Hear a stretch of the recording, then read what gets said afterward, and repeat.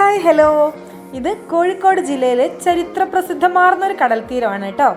ഞങ്ങളുടെ സ്വന്തം കൊയിലാണ്ടിയിലെ കാപ്പാട് കടപ്പുറം.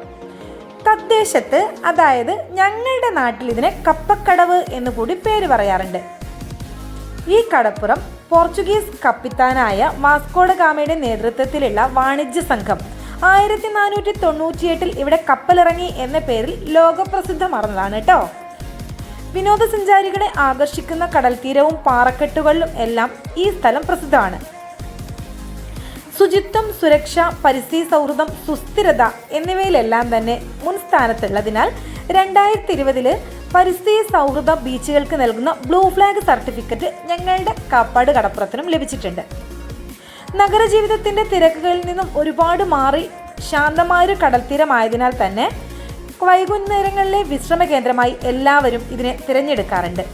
കാറ്റാടി മരങ്ങൾ നിറഞ്ഞതും പാർക്കുകളും മ്യൂസിയവും വാസ്കോ ഡ ഗാമയുടെ സ്മാരക സ്തൂപവും ഒറബൊട്ടുംകാവ് ഭഗവതി ക്ഷേത്രവും റിസോർട്ടുമെല്ലാം ഇതിൻ്റെ കൗതുക കാഴ്ചകളാണ്.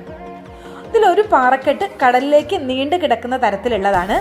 ബീച്ച് പ്രേമികൾക്കും സാഹസികത ഒരുപാട് ഇഷ്ടപ്പെടുന്നവർക്കും ഇതൊരു വിസ്മയ കാഴ്ച കൂടിയാണ് കേട്ടോ. കാപ്പാട് കടപ്പുറം എപ്പോൾ സന്ദർശിച്ചാലും അപ്പോഴൊക്കെ ഒരു പുതുമ നിറഞ്ഞ സ്ഥലം കൂടിയാണ്. ഞങ്ങളുടെ കോഴിക്കോട് ജില്ലയിലുള്ള എല്ലാവരും അവിടെ പോയിട്ടുണ്ടാവും. ഒരുപാട് സിനിമാ ഷൂട്ടിങ്ങുകളെല്ലാം നടന്ന സ്ഥലമാണ് ഈ കടൽപ്പുറം. പോകാത്തവർ എന്തായാലും അവിടെ പോകുകയും മക്കളെ കൂടെ കൂട്ടിയിട്ട് അവിടെ പോകണം. അവിടുത്തെ ചരിത്രം കുട്ടികൾക്ക് പറഞ്ഞു കൊടുക്കണം. പഠിക്കാനൊക്കെ ഒരുപാടുണ്ട് ഈ സ്ഥലത്തെ പറ്റി.